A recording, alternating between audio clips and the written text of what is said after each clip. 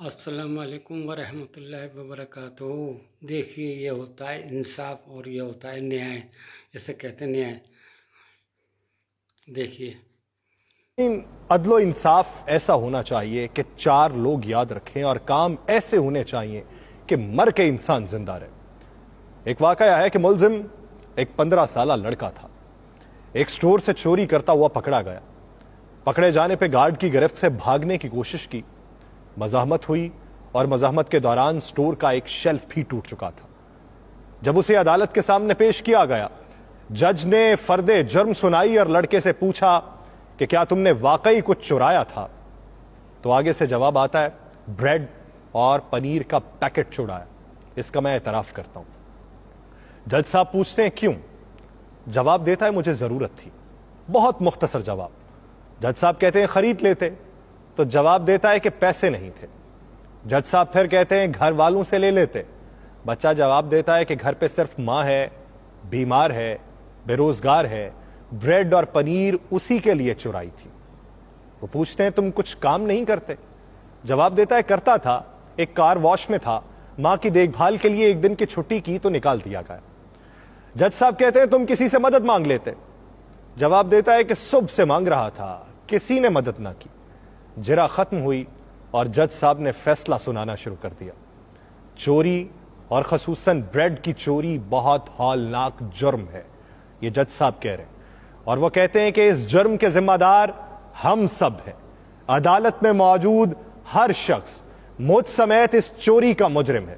میں یہاں پر موجود ہر فرد اور خود پر $10 جرمانہ عائد کرتا ہوں۔ $10 ادا کیے بغیر کوئی شخص کورٹ سے باہر نہیں جا سکتا۔ یہ کہہ کر جج صاحب نے اپنی جیب سے $10 نکال کے میز پہ رکھ دیے۔ اس کے علاوہ ان کا یہ کہنا تھا کہ میں سٹور انتظامیہ پہ $1000 جرمانہ عائد کرتا ہوں کہ اس نے ایک بھوکے بچے سے غیر انسانی سلوک کرتے ہوئے اسے پولیس کے حوالے کیا۔ اگر 24 گھنٹے میں یہ جرمانہ جمع نہ کرایا گیا تو کورٹ سٹور سیل کرنے کا حکم دے دے گی۔ اور فیصلے کے آخری ریمارکس یہ تھے کہ سٹور انتظامیہ اور حاضرین پر جرمانے کی رقم لڑکے کو ادا کرتے ہوئے عدالت اس سے معافی طلب کرتی ہے۔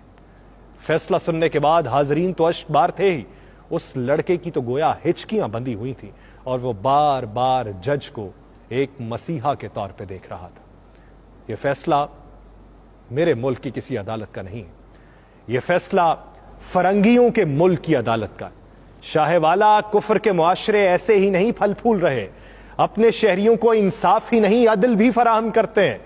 کفر کا معاشرہ ایک مثال سے باقیوں کی زندگی بے مثال بنانا جانتے ہیں۔ شاہ والا کفر کے معاشرے انسانوں کی بنیادی ضروریات زندگی سمجھ رہے ہیں۔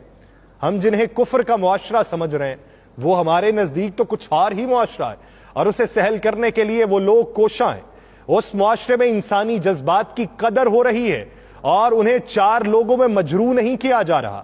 اس معاشرے میں مجرم کو اپنی صفائی کا پورا موقع دیا جاتا ہے اور پھر اپنا فیصلہ صادر کیا جاتا ہے، جبکہ یہاں انسان کی زندگی اجیرن کر کے، اس کے جذبات مجروح کر کے، اس کی ضروریات کو پسے پشت ڈال کر اس سے جینے کا حق چھین لیا جاتا ہے، اور اس کے لیے صرف جھوٹے دلاسے ہوتے ہیں اور